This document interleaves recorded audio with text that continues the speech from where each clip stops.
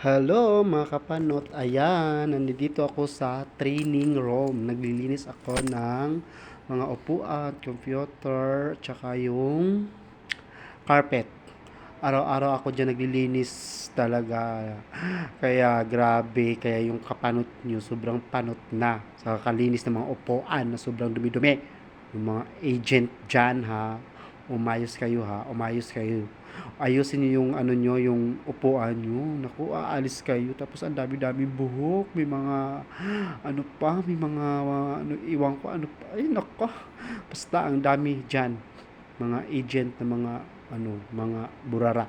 Pati yung mga carpet, ang daming buhok. Ang daming mga kuko. Kakadere.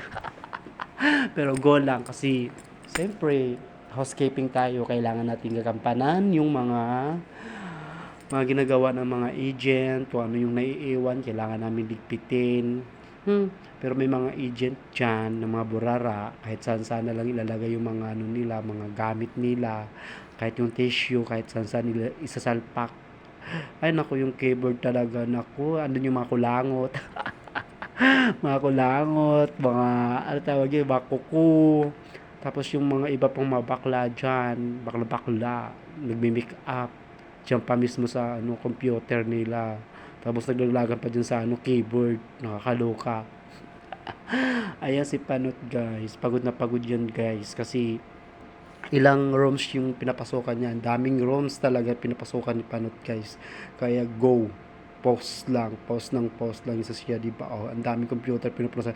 Pero guys, araw-araw namin yan pinupunasan. Walang araw na hindi yan pinupunasan kasi pagkatapos sila dyan sa training rooms, mga 8 hours, papasokin na namin yan kasi pupunasan namin yan guys. Oh my god, si Panot pa upo-upo pa.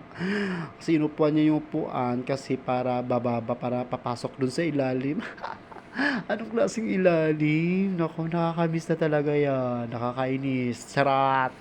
Ayan, sana yung mga agent dyan, sana pagkatapos yung gumamit ng upuan, wag niyong tirhan ng kahit ano-ano. Napakadugyot. Kaya dapat kung magkape kayo, ayusin nyo naman, wag nyo naman itapon. Kasi napapagod na si Panot, ayan. Ayan, tapos na si Panot, guys. Ang bilis. Ang bilis niya natapos. Minsan nga, guys, inaano ko na yung mga computer, ina-arrange ko na lang, pati upuan, ina-arrange ko lang kasi nakakapagod talaga guys. Sumusunod sa mga ginagawa nila guys. Ayan, paikot-ikot si Panot guys kasi tapos na.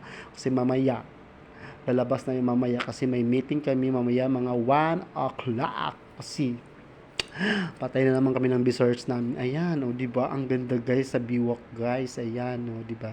Sa likod ko ng MOA. Ayan, si Panot. Oh my god. Ayan, oh, 'di ba? Tare ni Panot. Ayan. Ayan, may tali pa diyan, guys. Ah, akala ko ano nangyari sa akin, guys. Bubibigti na si Panot na ko simbak ko. Sige na, okay guys, bye.